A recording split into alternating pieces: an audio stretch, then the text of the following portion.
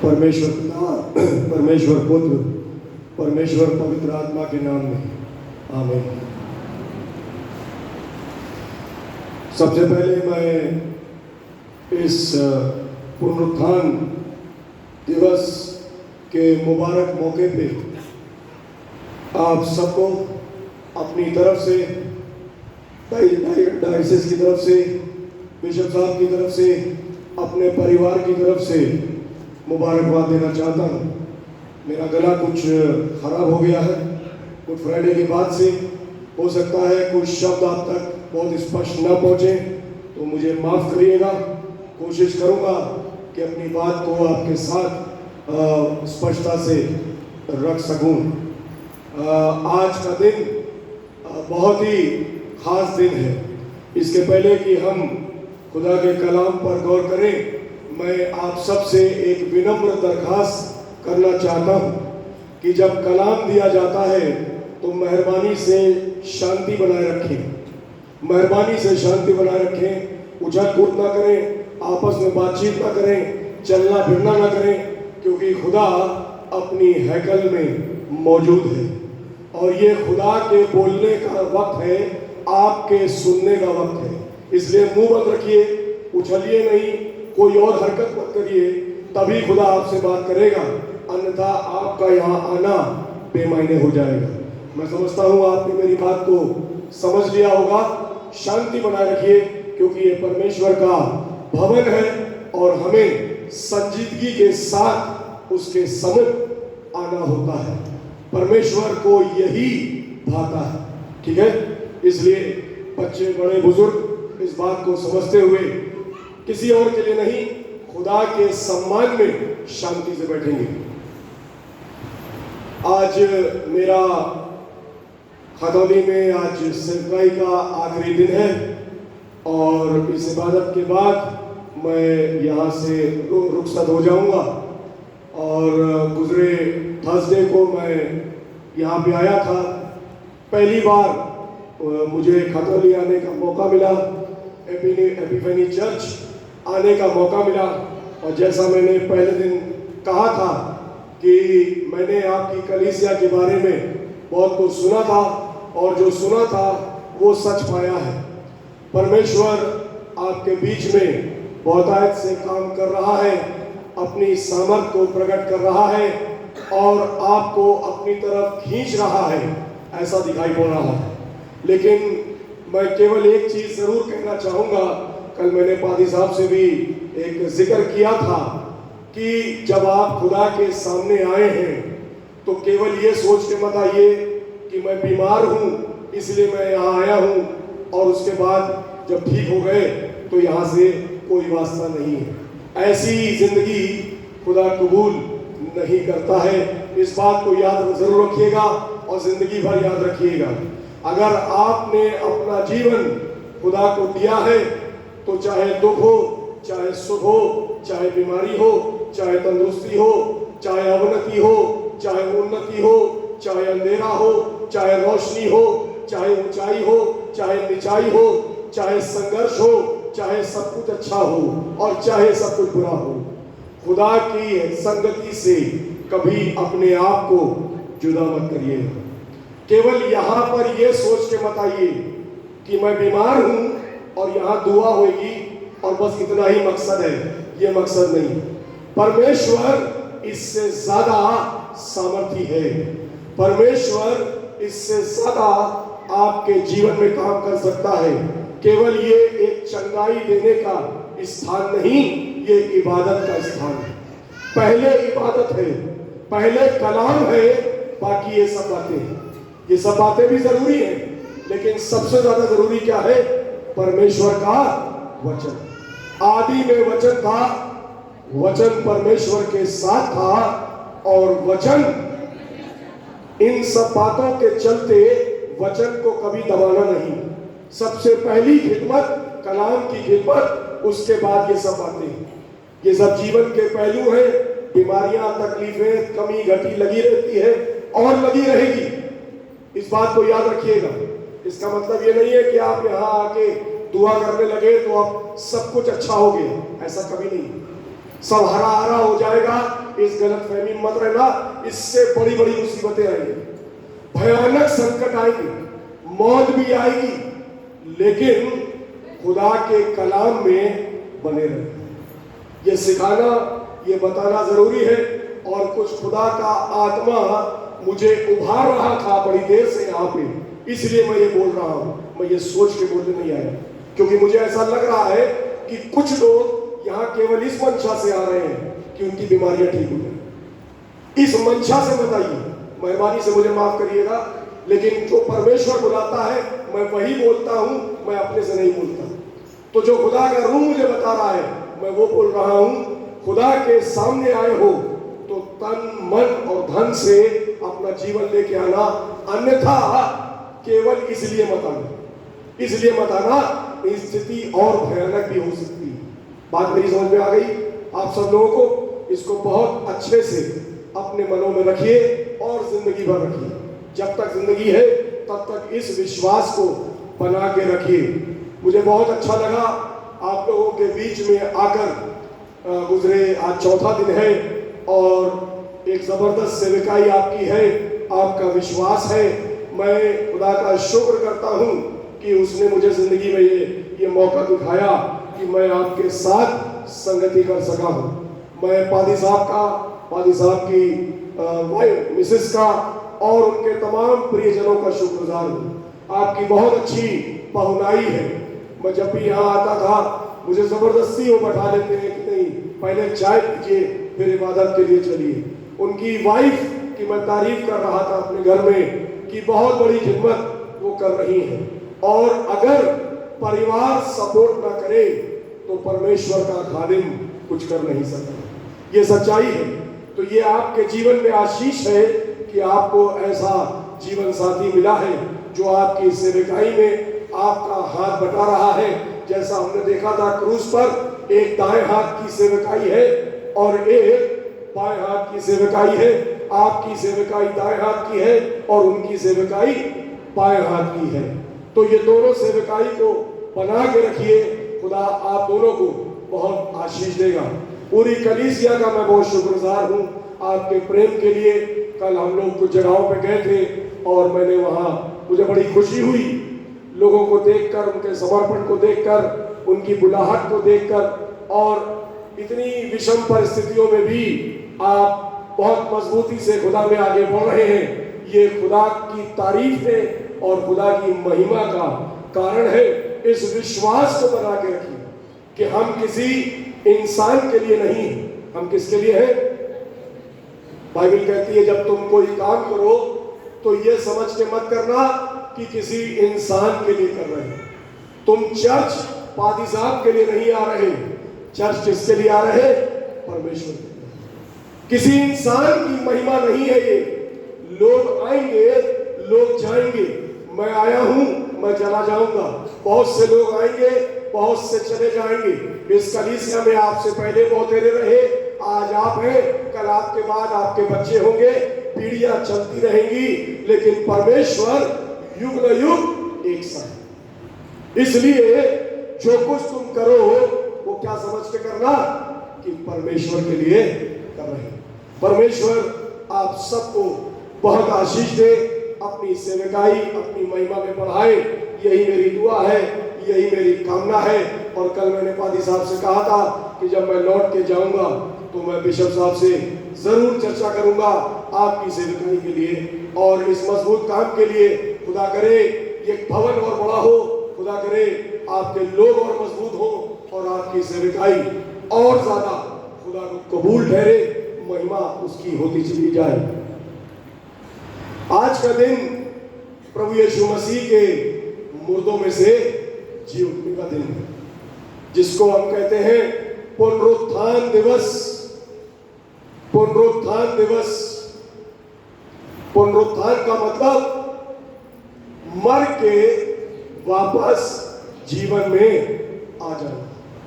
Bible बताती है, पवित्र शास्त्र के कथन के अनुसार प्रभु यीशु मसीह मारा गया, गाड़ा गया और मुर्दों में से जी उठा। और लिखा हुआ है सचमुच सचमुच सचमुच वो मुर्दों में से जी उठा और अपने पिता के दाहिने ओर विराजमान है और जीवितों और मृतकों का न्याय करने को आने वाला है। आज का दिन जिसे हम और आप ईस्टर कहते हैं या रिजरेक्शन का दिन कहते हैं या पुनरुत्थान दिवस कहते हैं, ये महज एक त्योहार नहीं है। इस बात को याद रखिएगा, आज का दिन कोई एक केवल त्योहार नहीं है, बल्कि ये त्योहार से कहीं ज्यादा बड़ा दिन। प्रभु यीशु मसीह का मुर्दों में से जी उठना एक सच्ची गवाही है। प्रभु यीशु मसीह का जी उठना इस बात का ऐलान है कि मृत्यु का डंक हमेशा हमेशा के लिए कुचल दिया गया। प्रभु यीशु मसीह का जी उठना इस बात का पैगाम है कि मनुष्य के द्वारा मृत्यु आई और मनुष्य के द्वारा ही पुनरुत्थान दिया गया। प्रभु यीशु मसीह का जी उठना इस बात का संदेश है कि जब वो दोबारा आएगा तो मुर्दे भी जमीन में से जी उठेंगे, कब्रें खुल जाएंगी, चट्टानें तड़क जाएंगी और जमीन अपने मुर्दों को दे देगी। लेकिन जो दोबारा आमद होगी वो न्याय की आमद होगी, हिसाब किताब की आमद होगी, हमारी और आपकी जिंदगी का लेखा जोखा लेने की आमद होगी। और इस बात के लिए मुझे और आपको हमेशा हमेशा तैयार रहना चाहिए। जब प्रभु यीशु मसीह मुर्दों में से जी उठा तो ये पैगाम सारे विश्व में फैल गया। लेकिन जब हम बाइबिल को पढ़ते हैं तो बाइबिल ये बताती है कि पुनरुत्थान के पैगाम का जो सबसे जबरदस्त प्रचारक बना वो पौलुस बना। पौलुस जो प्रभु यीशु मसीह के द्वारा पकड़ा गया, जीवन बदला गया, जिसका मन परिवर्तित कर दिया गया, जब उसने अपनी सेवकाई को शुरू किया तो उसने खुलेआम पूरी निडरता के साथ, पूरे विश्वास के साथ इस बात का ऐलान किया। पहला कुरिन्थियों उसका 15वां अध्याय और उसकी 3री आयत से पढ़ेंगे। कहता है, जो बात मुझे पहुंची वो सबसे पहले मैंने तुम्हें पहुंचा दी। और क्या बात थी? कहता है, प्रभु यीशु मसीह मारा गया, गाड़ा गया और पवित्र शास्त्र के कथन के अनुसार मुर्दों में से क्या हो गया? जो बात मुझ तक पहुंची वो बात मैंने तुम सब तक सबसे पहले पहुंचा दी। बात क्या है? प्रभु यीशु मसीह मारा गया, गाड़ा गया, मुर्दों में से यही पुनरुत्थान, यही ईस्टर का संदेश है। अगर आपसे कोई पूछे ईस्टर क्या है तो आप कहना, ईस्टर है प्रभु यीशु मसीह मेरे गुनाहों के लिए मारा गया, गाड़ा गया और तीसरे दिन मुर्दों में से। प्रकाशित वाक्य उसका 1 अध्याय और उसकी 18 आयत, वहां लिखा हुआ है, प्रभु यीशु मसीह जो मारा गया, मुर्दों में से जी उठा, हमेशा के लिए जीवित है और मृत्यु और अधोलोक की कुंजियां उसके पास। बात केवल जी उठने तक की नहीं कि मौत में से जी उठा, जी तो लाजर भी उठा। प्रभु यीशु मसीह ने लाजर को भी तो जिंदा किया था, नहीं किया था? बताइए, किया था नहीं किया था? बाइबल पढ़िए आप लोगों ने, लाजर भी जी उठा था, लेकिन फर्क है, लाजर को प्रभु यीशु मसीह ने जीवित किया था, लेकिन वो एक नाशवान प्राणी था और वो नाशवान प्राणी के रूप में ही जीवित हुआ। प्रभु यीशु मसीह जब मुर्दों में से जी उठा, बाइबल कहती है देह नाशवान दशा में बोई जाती है और अविनाशी दशा में जी उठी। प्रभु यीशु मसीह जब मुर्दों में से जी उठा तो केवल मुर्दों में से जी नहीं उठा, उसने मौत के डंक को हमेशा हमेशा के लिए कुचल दिया। और वहां लिखा है प्रकाशित वाक्य में कि मृत्यु की कुंजी किसके पास है? अब किसके पास है? प्रभु यीशु मसीह। कुंजी समझते हैं? चाबी। आप घर बंद करके आए हैं चर्च के लिए, चाबी आपके पास है। जब आप लौट के जाएंगे, चाबी लगाएंगे, ताला खोलेंगे, तब घर के अंदर जाएंगे। आप घर के मालिक हैं, इसलिए घर की कुंजी आपके पास है कि नहीं? है कि नहीं? प्रभु यीशु मसीह जी उठने के बाद मौत का भी मालिक हो गया।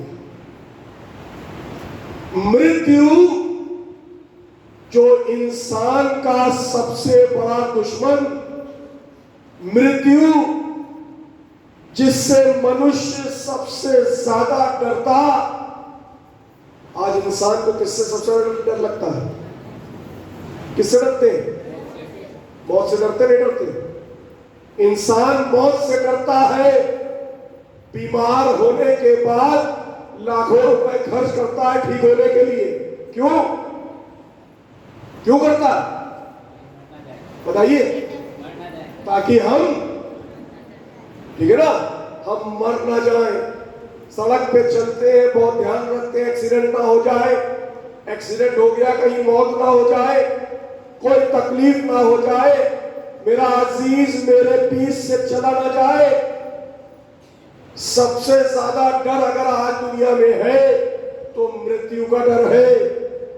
और प्रभु यीशु मसीह ने मुर्दों में से जी उठकर मौत के डर को हमेशा के लिए खत्म कर दिया।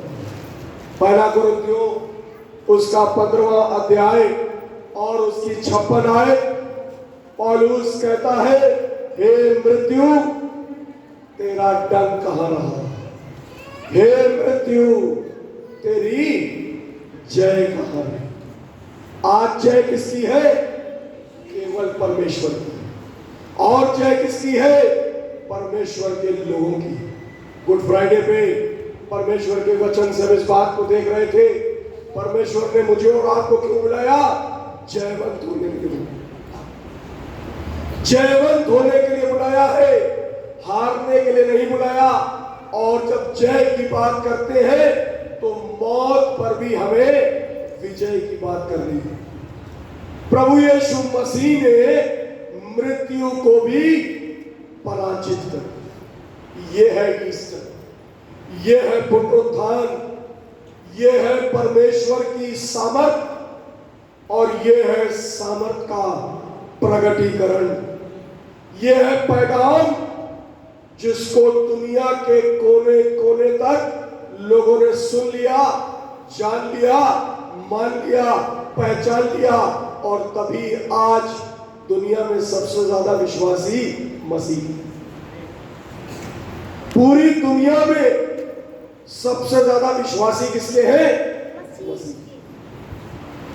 ऐसे नहीं, किसी प्रचारक के कुवत से नहीं, किसी उपदेशक की ताकत से नहीं है, परमेश्वर की सामर्थ। प्रभु यीशु मसीह ने कहा था, जब मैं ऊंचे पे चढ़ाया जाऊंगा, आपने गौर किया था, तो क्या करूंगा? सबको अपनी तरफ उसने खींच लिया है। आज जो आप यहां बैठे हैं, खींच के आ गए हैं, खींच के आए हैं। किसने खींचा है? परमेश्वर ने खींचा। और जब आप खींच के आए हैं तो आपकी द्वारा बहुत सारे लोग भी खींच के गए। यही परमेश्वर का राज्य है, यही परमेश्वर का काम है।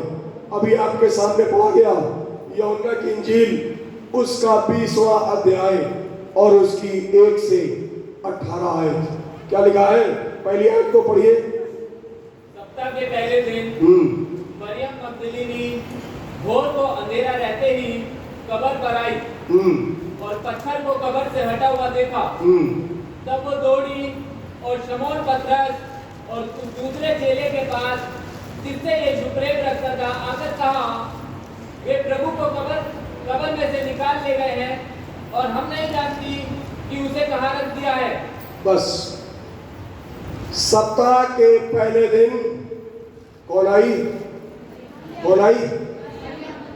भोर होते ही मरियम मगदलीनी कहां पे आई? कहां पे आई? जब बाइबल को पढ़ते हैं, बाइबल को सुनते हैं तो एक एक शब्द को पकड़ना चाहिए। मैंने कहा था एक एक शब्द का मायने है, बाइबल एक एक शब्द बोलता है। सप्ताह के पहले दिन भोर होते ही क्या हुआ? मरियम मगदलीनी कहां आई? कब्र। क्या करने आई? प्रभु यीशु मसीह जो मर चुका था आई थी कि कब्र पर जाकर अगरबत्ती जलाएंगे, सफाई करेंगे, चूना पोतेंगे, थोड़ा सा उसको सजाएंगे, हार माला चढ़ाएंगे, जैसा आज हम और आप भी कई बार कब्रिस्तान में जाकर यही करते नहीं करते? करते कि नहीं करते? जो लोग पुराने विश्वास में हैं, जिनके अजीज सोए हुए हैं, बहुत सारे लोग यही काम करते हैं। यही काम करने मरियम मगदलीनी कब्र पर सोच रही थी कि प्रभु यीशु मसीह जो मर गया है वो कब्र के अंदर ही। मरियम मगदलीनी थी कौन? हमने इस बात का जिक्र किया था। एक महिला थी। कैसी महिला थी? लूका की इंजील उसका 8वां अध्याय 2 से 4 आए, जिसके अंदर से प्रभु ने 7 दुष्ट आत्माओं को निकाला था। मरियम मगदलीनी वो महिला थी जो प्रभु के साथ साथ चलती थी, उसकी शिष्या थी, उसकी अनुयायी थी, उसके वचनों को उसने सुना था और प्रभु ने ये बता दिया था कि मैं मारा जाऊंगा, गाड़ा जाऊंगा और मुर्दों में से तीसरे दिन मैं क्या हो जाऊंगा? जीवित हो जाऊंगा। जानती थी, वचन को सुना था, लेकिन आज भोर के समय में उस जीवते परमेश्वर को मरे हुए स्थान में ढूंढने आई है। आज यही भूल कई बार हम और आप भी करते हैं। बाइबल कहती है परमेश्वर जीवित है।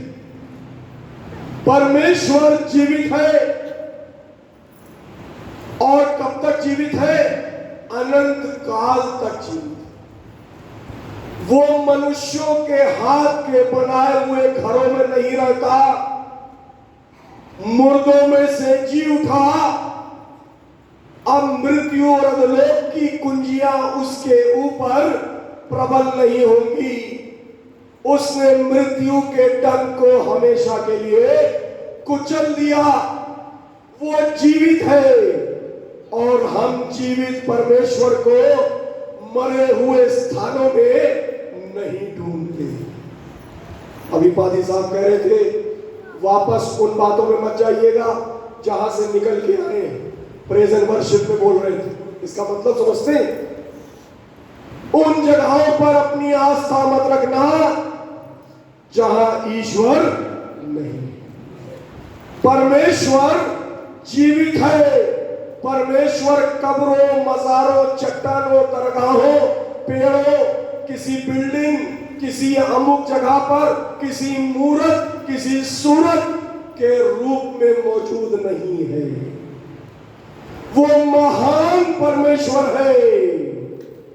वो इंसान के हाथ की कारीगरी नहीं है कि हमने उसको एक रूप देकर एक जगह सजा दिया, हार माला पहना दी, अगरबत्ती जला दी और हो गई हमारी पूजा। ऐसा परमेश्वर, वो जीवित है और सर्वव्यापी है। सर्वव्यापी का मतलब यहां भी है, बाहर भी है, आपके घर में भी है, आपके हृदय में भी है, सड़क पे भी है। जहां जहां आप जाएंगे परमेश्वर हर जगह आपके साथ है। वो कोई ऐसा ऑब्जेक्ट नहीं है जिसको उठा के यहां से उठा के वहां रख दिया, वहां से उठा के बाहर रख दिया और वहां जाकर खड़े होकर उसकी पूजा करने लगे। वो जीवित है और कैसे जीवित है? युग न युग। मरियम मगदलीनी जीवित परमेश्वर को मुर्दों के बीच में ढूंढने आई है। आज सवाल यह है, आज हम परमेश्वर को कहां ढूंढ रहे हैं? हमारी आस्था, हमारा भरोसा, हमारा विश्वास आज जीवित परमेश्वर पर है या उन जगहों पर है जहां परमेश्वर नहीं? बाइबल कहती है परमेश्वर किसी मनुष्य के हाथों की कारीगरी नहीं कि किसी इंसान ने, किसी कुम्हार ने मिट्टी ली, उसको बनाया, सजाया, एक रूप दे दिया और ईश्वर कह दिया। परमेश्वर किसी इंसान की कारीगरी नहीं, वो रचने वाला है। ईश्वर रचेता है, मनुष्य रचना है। वो कुम्हार है, मनुष्य मिट्टी है। रचयिता रचना से बड़ा होता है। जो रचा जाता है वो रचयिता से कभी बड़ा नहीं हो सकता। मानते कि नहीं मानते? कवि कविता लिखता है, कविता कवि को नहीं बताती कि तुमने ये कविता कैसे लिखी। ये कवि है जो ये डिसाइड करता है कि उसे कैसी कविता लिखनी है। परमेश्वर जो सर्वशक्तिमान है, सारी सृष्टि का मालिक है, वो मेरे और आपके अधिकार में नहीं, मुझे और आपको उसके अधिकार में रहना होता है। ठीक बात? यहां तक बात आपको समझ में आ रही है? मरियम मगदलीनी जीवित परमेश्वर को मरे हुए स्थान में ढूंढने आई है। क्या आज मैं और आप अपने जीवन में जीवित परमेश्वर को उसके भवन में ढूंढने आए हैं, या मैं और आप उस परमेश्वर को ऐसी जगहों पे ढूंढ रहे हैं जो जगहों पे परमेश्वर मौजूद है? मसीह विश्वास तो ये भी बताता है कि जो कब्रिस्तान है, बहुत जगहों पे पादी साहब ये बड़ी विडंबना है और कानपुर में भी बड़ा अफसोस होता है, ये फैशन हो गया है। कब्रों को सजाना, कब्रों को मजार बना देना और उस पे संगमरमर और ग्रेनाइट लगाना और बड़ी कारीगरी करना इंसान का फैशन हो गया। लेकिन ये भी गलत है, ये भी गलत है। वो स्थान मिट्टी मिट्टी में मिल गई और आत्मा परमेश्वर के पास, अब वहां कुछ नहीं, वहां कुछ नहीं है।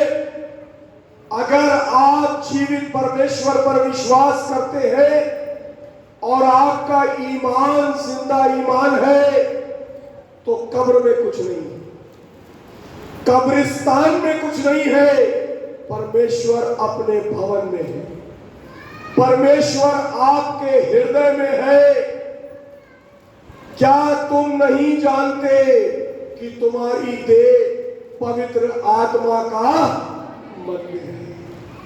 परमेश्वर का आत्मा तुम्हारे अंदर वास करता है, और जो कोई इस देह को नाश करेगा वो परमेश्वर के हाथों में पड़ जाएगा। तुम्हारी देह, तुम्हारा शरीर, तुम्हारा जीवन परमेश्वर का चलता फिरता मंदिर है।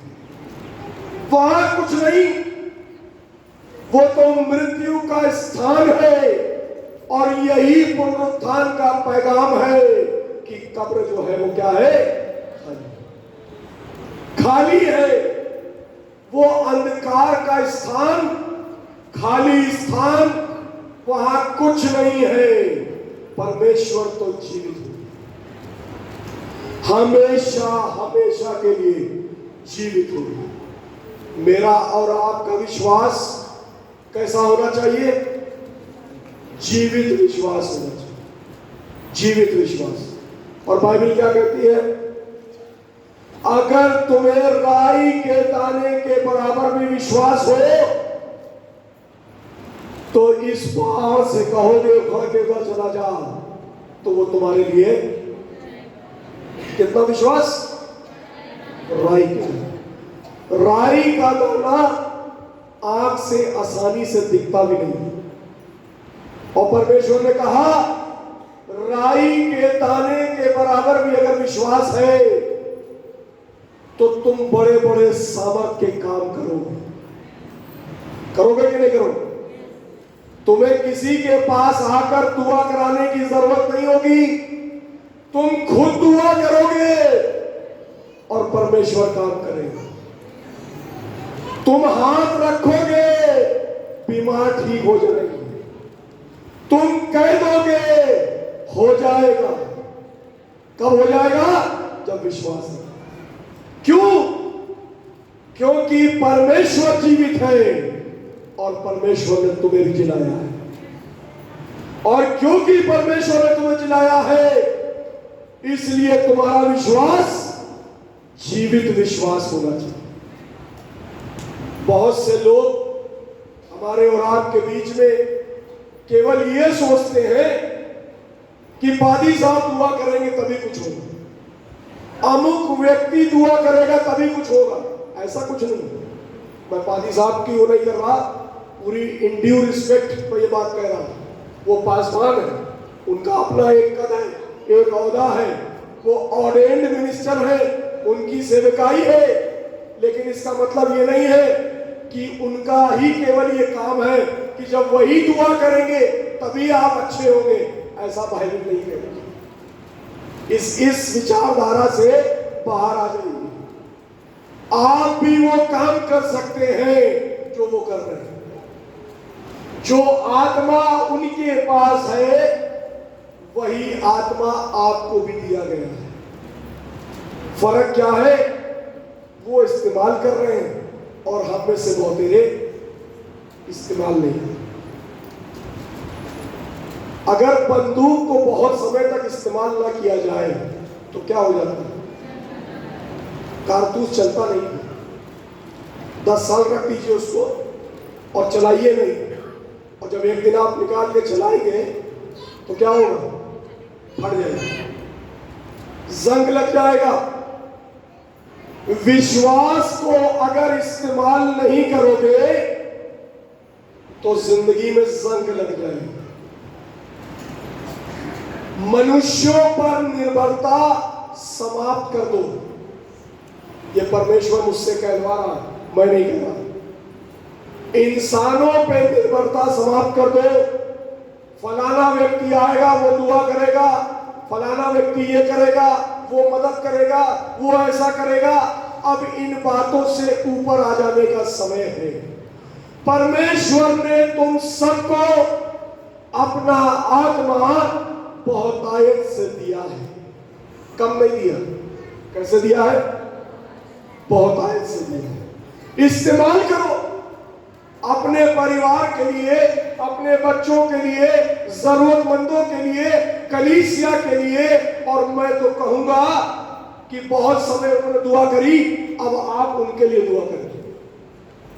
मैं तो ये कह के जाऊंगा, आप उनके लिए दुआ करिए ताकि परमेश्वर उनकी सेवकाई को और मजबूत बनाए।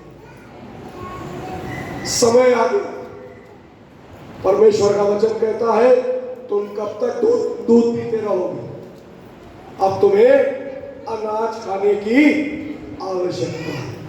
चलेगा वो दिन, अब तुम्हें अनाज खाने की आवश्यकता है, तुम्हें दूसरों को तृप्त करने की आवश्यकता है, क्योंकि तुम तृप्त कर दिए गए हो।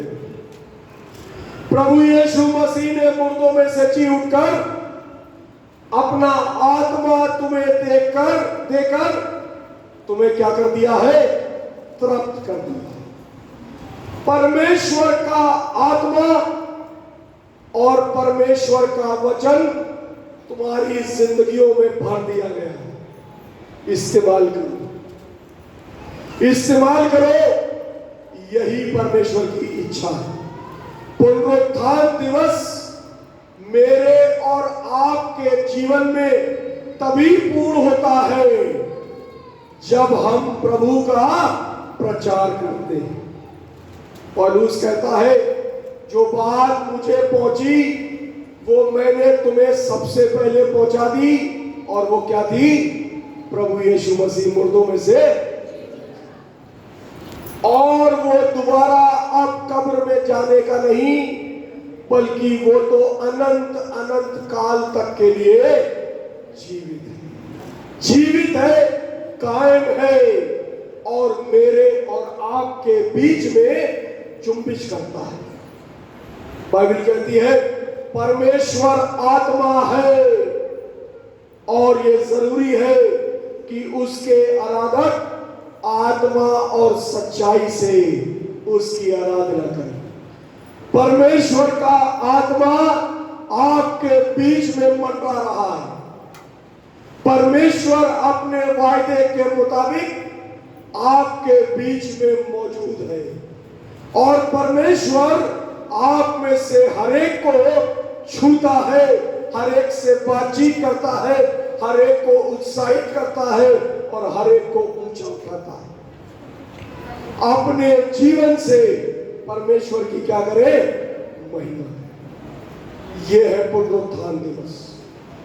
मरियम मगदलीनी जीवित परमेश्वर को मरे हुए स्थान में ढूंढने आई, और क्या लिखा है?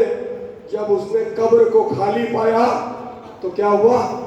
मायूस हो गई, मायूस हो गई। जब जीवित परमेश्वर को मरे हुए स्थानों में ढूंढोगे तो मायूसी तो होगी, निराशाएं तो आएंगी, दुख तो आएगा, तकलीफ तो आएगी। जब गलत दरवाजा खटखटाओगे तो परेशान तो रहोगे। अपने घर की चाबी पड़ोसी के घर में लगाओगे तो दरवाजा कभी नहीं खुलेगा, तुम्हारी चाबी से तुम्हारा ही दरवाजा खुलेगा। परमेश्वर ने अपनी आत्मा की कुंजी तुमको दे दी है, उसको इस्तेमाल करो। जब आई तो निराश हो गई, परेशान हो गई और जाने लगी, और वहां लिखा है तो चेले आए। उसने जाके बताया, पतरस आया, एक और चेला आया, और वो क्या करने लगे? वो भी जाकर कब्र की तरफ बढ़ने लगे, और दूसरा पतरस आगे बढ़ा, और पतरस कब्र के अंदर भी गया। उसने देखा कब्र तो खाली, जो कपड़े उसने पहन रखे थे वो किनारे रखे हुए, सब कुछ अलग है, और प्रभु वहां मौजूद नहीं। थोड़ी देर बाद दूसरा चेला भी कब्र में गया, उसने भी यही नजारा देखा। और 10वीं आयत पढ़िए, क्या लिखा है? यूहन्ना 20:10 पढ़िए जल्दी से। तब ये चेले अपने घर लौट गए। क्या हुआ? अपने घर लौट गए। जब देखा कि कब्र खाली है तो क्या हुआ?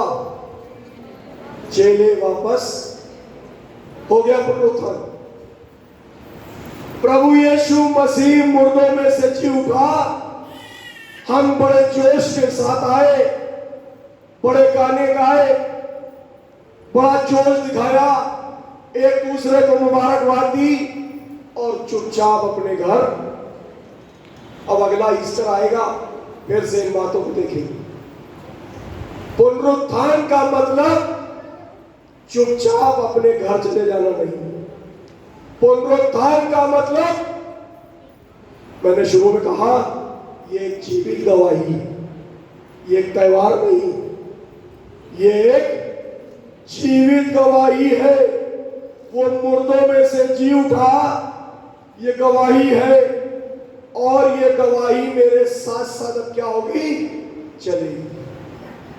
चेले अपने घर चले गए, लेकिन मरियम मगदलीनी वहीं पर रुककर मायूसी में खड़ी रही, गई नहीं। और जब वो वहां खड़ी रही तो क्या हुआ? क्या हुआ? थोड़ी ही देर में पहले फरिश्ता आया, फिर क्या आया? प्रभु यीशु मसीह ने खुद उसको दर्शन दे दिया,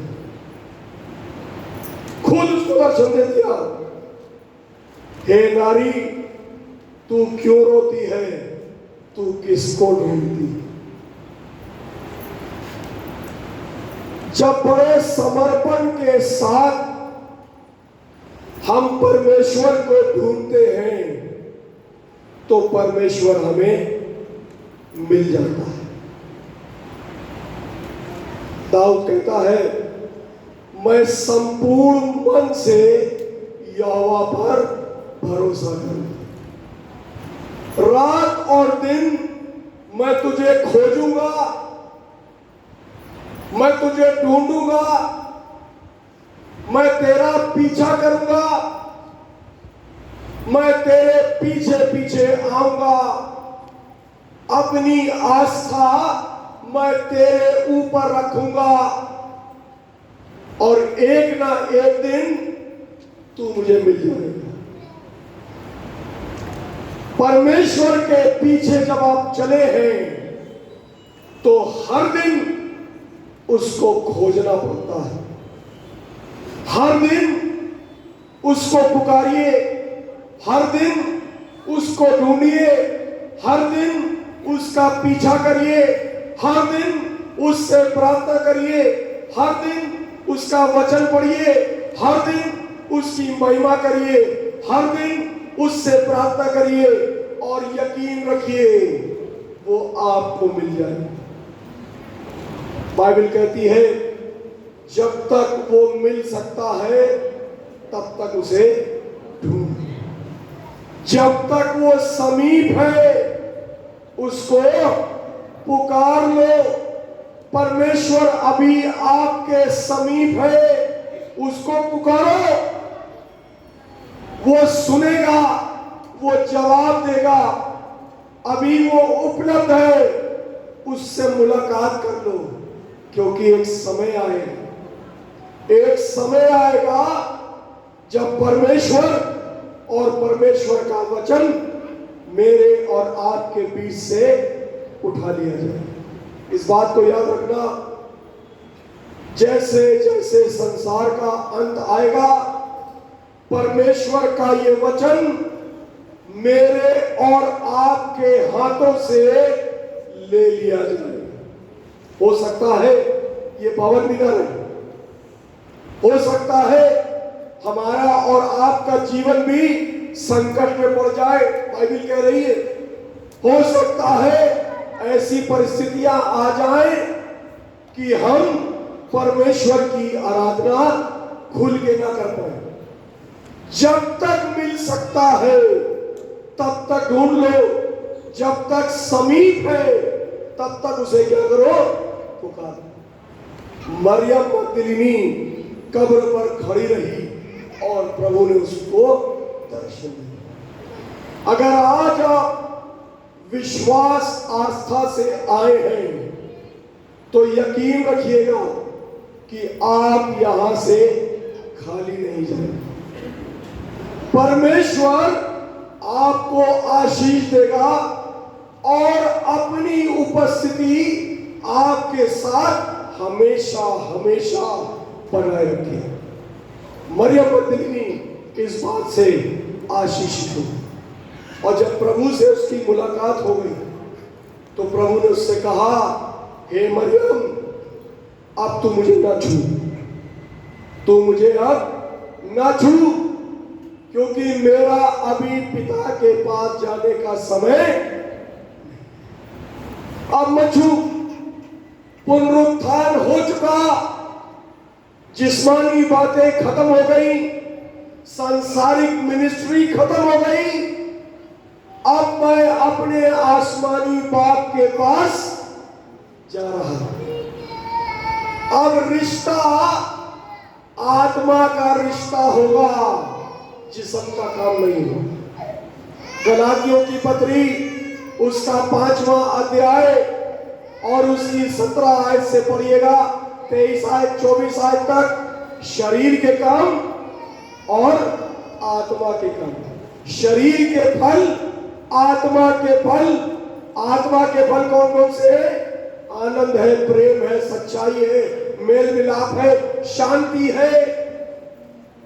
हे मरियम, मुर्दों में से मैं जी उठा, अब मुझे मत छू, मैं पिता के पास जा रहा हूं, और देख मैं एक सहायक भेजूंगा, अर्थात सत्य का आत्मा, परमेश्वर का आत्मा, जो सदा तेरे साथ रहेगा। हम किसी मूर्त, किसी सूरत की आराधना नहीं करते, हम जीवित परमेश्वर की आराधना करते हैं, जिसको छूते नहीं, बल्कि वो आत्मा में हमें छूता है। परमेश्वर आत्मा में आपके दिलों में प्रवेश करता है। परमेश्वर आत्मा में आपके मनों को छू लेता है। हे मरियम, मेरे शरीर को मत छू। सारा नजरिया बदल गया। मैं तुझे एक नया तरीका बताऊंगा। बाइबल बताती है, जब मरियम ने प्रभु यीशु मसीह का दर्शन कर लिया तो वो जाकर प्रचार करने लगी। उसने जाकर बहुत सारे लोगों को ये बताना शुरू कर दिया कि वो तो मुर्दों में से पुनरुत्थान मेरे और आपके जीवन में तभी मायने रखेगा जब हम प्रचार करेंगे। इस बात को बताएंगे कि प्रभु यीशु मसीह मेरे लिए आया, मेरे लिए मारा गया, मेरे लिए गढ़ा गया, और मेरे लिए, सारे जगत के लिए, जगत के पापियों के लिए, जगत के हर एक मनुष्य के लिए मुर्दों में से ये है पुनरुत्थान। मरियम प्रचार करने लगी, चेले प्रचार करने लगे, पतरस प्रचार करने लगा, पौलुस प्रचार करने लगा। आज मैं और आप इस बात का प्रचार करते हैं। पहला कुरिन्थियों उसका 15वां अध्याय उसकी 12 आयत, पौलुस कहता है, जब यह प्रचार किया जाता है कि प्रभु यीशु मसीह मुर्दों में से जी उठा, तो तुम में से बहुतेरे हैं जो ये कहते हैं कि मरे हुओं का पुनरुत्थान है ही नहीं। कहता है तुम में से बहुतेरे हैं, उस जमाने में भी थे और आज भी कहते हैं मरे हुओं का पुनरुत्थान है ही नहीं। कहता अगर मरे हुओं का पुनरुत्थान नहीं तो इसका मतलब प्रभु यीशु मसीह भी मुर्दों में से नहीं जी उठा, और अगर प्रभु यीशु मसीह मुर्दों में से नहीं जी उठा तो मेरा प्रचार करना और तुम्हारा विश्वास करना क्या है? इस ईस्टर को मनाना बेकार है। ये केवल एक ढोंग है, दिखावा है। केवल एक बहाना है। अगर प्रभु यीशु मसीह मुर्दों में से नहीं जी उठा तो मेरा प्रचार करना और तुम्हारा विश्वास करना क्या है? लेकिन आगे कहता है सचमुच सचमुच वो तो मुर्दों में से और जितने सो गए उनमें वो पहला फल। मनुष्य के द्वारा ही मृत्यु आई और मनुष्य के द्वारा ही पुनरुत्थान आया। जैसे आदम में सब मरते हैं, मसीह में सब जो मसीह में है उन पर मृत्यु की आज्ञा नहीं होने की। हम हमेशा हमेशा के लिए परमेश्वर के साथ जिला दिए गए। ये मेरा विश्वास है, ये मेरा विश्वास है। आप कहेंगे मृत्यु तो सबकी होती, बिल्कुल होती, मेरी भी होगी, लेकिन वो क्या है? वो केवल एक शारीरिक मृत्यु है। मिट्टी मिट्टी में मिला दी जाएगी। आत्मा जो जीवन का स्रोत है वो परमेश्वर के पास पहुंचा दिया जाएगा। आत्मा की मृत्यु नहीं होती, शरीर की मृत्यु होती। ईस्टर मृत्यु की मृत्यु का दिन है। प्रभु यीशु मसीह ने मुर्दों में से जी उठकर मौत की मौत कर दी। इसको हम पुनरुत्थान कहते हैं। हे मृत्यु तेरा टंक कहां रहा? हे मृत्यु तेरी जय कहां रही? आज मुझे और आपको ये पैगाम दुनिया के कोने कोने तक पहुंचाना है। यही मेरे और आपके जीवन का उद्देश्य है, यही बुलाहट है, यही मकसद है। इसीलिए परमेश्वर ने बुलाया है और कोई उद्देश्य नहीं। परमेश्वर ने अपना आत्मा आपको दिया है और मैं फिर से इस बात को दोहरा के यहां से जा रहा हूं। आत्मा का उपयोग करिए, आत्मा का उपयोग करिए। निर्भरता छोड़ दीजिए, सामर्थी बनिए। परमेश्वर का आत्मा आपने सेठ में पाया है, इस्तेमाल करिए, प्रचार करिए, प्रार्थना करिए, बड़े बड़े काम करिए। परमेश्वर आपको बहुतायत से इस्तेमाल करेगा और आप देखेंगे आने वाले दिनों में ये भवन छोटा पड़ जाएगा।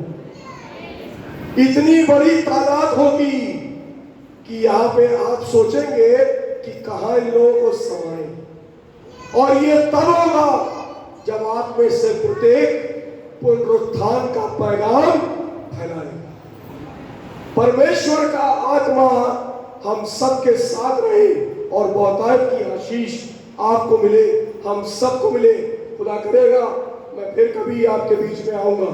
इस समय तो समय कम मिला, लेकिन मुझे बहुत अच्छा लगा है और मैं एक बार फिर से आप सबको बहुत बहुत धन्यवाद देना चाहता हूँ आपके प्रेम के लिए, आपके स्नेह के लिए। और फिर मिलेंगे और परमेश्वर आप सबके साथ रहे। आमीन।